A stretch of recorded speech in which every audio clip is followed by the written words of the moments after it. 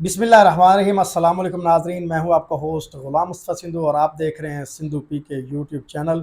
नाजरीन, इस वक्त मेरे साथ मौजूद हैं रिटायर सूबेदार जनाब सईद अहमद साहब। आज हम राजपूतों की जो दो अहम गोते हैं उन पर बात करने वाले हैं। मैं बताता चलूं कि पंवार और मरार जो गोते हैं इस पे आज राव सईद साहब हमें तफसील से बताएंगे। तो हम सबसे पहले इनका शुक्रिया अदा करते हैं कि इन्होंने हमारे लिए अपने कीमती वक्त से टाइम निकाला। राव साहब, सबसे पहले आपका शुक्रिया। Thank you very much. तो इसके बाद जो हमने जिक्र किया, ये दो जो गोत हैं, सही, ये तफसीली जो है हमारे नाज़रीन को बताइए। सही। सबसे पहले हम पंवार को कवर करते हैं जी। ये जो पंवार गोत है इसका आगाज दारा नगरी एक जगह है यूपी में, वहाँ से हुआ है। और राजा जगदे पंवार इसमें बहुत मशहूर आदमी हुआ है। राजा भोज बहुत मशहूर हुआ है। राजा भोज के बारे में ये कहावत है कि ये सबसे पहला मुसलमान इस बर्रे सगीर में, या कम से कम राजपूतों में पहला मुसलमान होने वाला राजा भोज था। राजा जगदे पंवार भी बहुत जंगजू किस्म का राजा था, और चूंकि उसकी औलाद नहीं चली, उसके भाई की औलाद आगे चली है। रगदौल उसका नाम था। और ये पंवार गोत वहाँ से फिर शिफ्ट होके उनकी एक बेटी यहाँ दिल्ली में जो हुकूमत थी तूरों की, उनके यहाँ बेटी की शादी होगी एक लड़की की। उसके साथ उसके दो भाई साथ आ गए हैं हिफाजत के तौर पे, प्रोटेक्शन के तौर पे, कि चलो ये तो हुकूमती मामलात में उलझे हुए हैं, लिहाजा हम अपनी बहन के लुक आफ्टर करेंगे, हिफाजत करेंगे। इधर आते ही राजा आनंद पाल जो दिल्ली का राजा था तमर तूर ने, उसने इस रोहतक गांव के अंदर दो तहसीलें इनको अलाट कर दी। एक तहसील रोहतक बजाते खुद और एक तहसील गवाना। तहसील जो गवाना थी उसके अंदर राजा भगवान सिंह और राजा कल्याण सिंह जो था, ये तहसील रोहतक के अंदर। जो तहसील रोहतक में थे उसके 12 गांव बने, और जो गवाना के अंदर था राजा भगवान सिंह, उसके गांव बसे 24। कुल ये 36 गढ़ जो थे इसके अंदर थे। ये जो 12 गांव बताए मैंने राजा कल्याण सिंह की औलाद, ये मुझे ज़बानी याद है। लाड़ी, औल, गढ़ी, पटवापर, कानर, कलानौर, निगाना, बैसी, निगाना, मड़ौदी, खैरड़ी, जेठपुर और सैंपड़। और जो 12वां गांव था माझा खेड़ा, ये उजड़ गया था। वो लोग फिर माइग्रेट करके थोड़े थोड़े घर इन गाँव में तकसीम हो गए।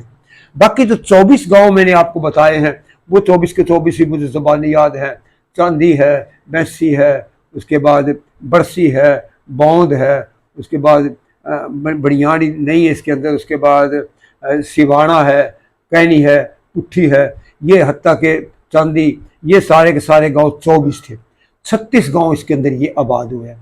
उसके बाद बहुत ज़्यादा मेहनती और मुलाजमत पेशा लोग हैं, पढ़े लिखे लोग भी हैं, और इज़्ज़त के मामले में भी ये लोग बड़े मोहतात हैं, और अच्छे अच्छे ओहदों के अंदर यह फायज है। यहाँ पाकिस्तान के अंदर जो रोहतक में आबाद थे 36 गाँव, वो तमाम के तमाम मुसलमानों के थे, और वो माइग्रेट करके यहाँ आ गए हैं।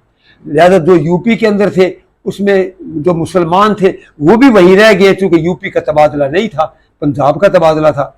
और जो हिंदू थे पंवार, उन्हें तो ऑलरेडी वहाँ रहना ही था, वो भी वहाँ रह गए। यहाँ आने के बाद ये जो पंवार गोत है यानी ज़िले रोहतक में था, लिहाजा इसको भी मुल्तान डिवीज़न ही मिला है। और ये मुल्तान डिवीज़न के बड़े बड़े कस्बे मैं आपको बता देता हूँ जहाँ ये आबाद है। कस्सोवाल में आबाद है, मैनीसाल में आबाद है, कुईवाला में है, मुल्लापुर में है, उसके बाद मंडी फुल्लर वान के अंदर है। यानी मुख्तलिफ गाँव इसके अंदर इसी पंजाब के अंदर, ख़ासकर जो मुल्तान डिवीज़न है इसके अंदर ये पंवार कौम आबाद है। तो ये थोड़ी सी लाइट तायराना निगाह में मैंने आपको इसका बयान किया है। अच्छा, दूसरा जो हमने जिक्र किया है मरार जो है, इसके बारे में मरार राजपूत है, ये रामचंद्र जी की औलाद से हैं। रामचंद्र जी हिंदुओं के अकीदे के मुताबिक अवतार थे। तो नबी कहते हैं वो अपने ज़बान में उनके बारे कोई इमाम या रहनुमा किस्म के थे। और ये बाबरी मस्जिद में को मंदिर में उनकी पैदाइश हुई थी। तो ये सिलसिला बाबरी मस्जिद को शहीद करने का जो इन लोगों ने शुरू किया है। बकौल हिंदुओं के जी यहाँ हमारे एक बुज़ुर्ग की पैदाइश थी, वहाँ अपने मस्जिद बना ली बाबर ने, लिहाजा हम ये करेंगे। उन्होंने फिर ये ज़बरदस्ती मस्जिद का कुछ हिस्सा शहीद भी किया है। तो वहाँ की उनकी पैदाइश थी। उसके बाद जो रामचंद्र जी थे ये राजा दशरथ के बेटे थे। राजा दशरथ जो था उसकी 2 बीवियाँ थी, एक के राम और लक्ष्मण थे। ये राम चौतरा और लक्ष्मण चौतरा या तहसील कबीर वाला के अंदर रावी के किनारों के ऊपर 2 कस्बे आबाद है। यहाँ ये 12 साल सजा काट के गए। इनकी जो दूसरी अब भी उनके जी नाम वही है, उनके नाम वही है, लेकिन लोग तो उसमें सेटल तो दूसरे हो गए आकर। लेकिन उन्हीं के नाम पे राम चौतरा। हाँ जी। चौतरा कहते हैं ऐसे कि बैठने की जगह, इबादत करने की जगह। हिंदू लोग एक ऐसे लिपाई करके साफ सुथरी जगह बना अभी भी मौजूद है यहाँ पे, हाँ, मंदिर एक अलग चीज होती थी, जैसे मस्जिद होता है, और जो चौतरा होता था उसमें बैठ के वो इबादत करते थे तन्हाई में, जैसे हम तहज्जुद पढ़ते हैं ऐसा। तो ये राम चौतरा इसमें। उसके बाद जिस वक्त इनकी ताजपोशी का वक्त आया है, तो वो जो रानी थी राजा दशरथ की, उसने 2 कौल करार किए हुए थे राजा दशरथ से कि मैं अपनी जिंदगी में 2 बातें तुमसे मनवाऊंगी। उसने कहा ठीक है, मानूंगा मैं।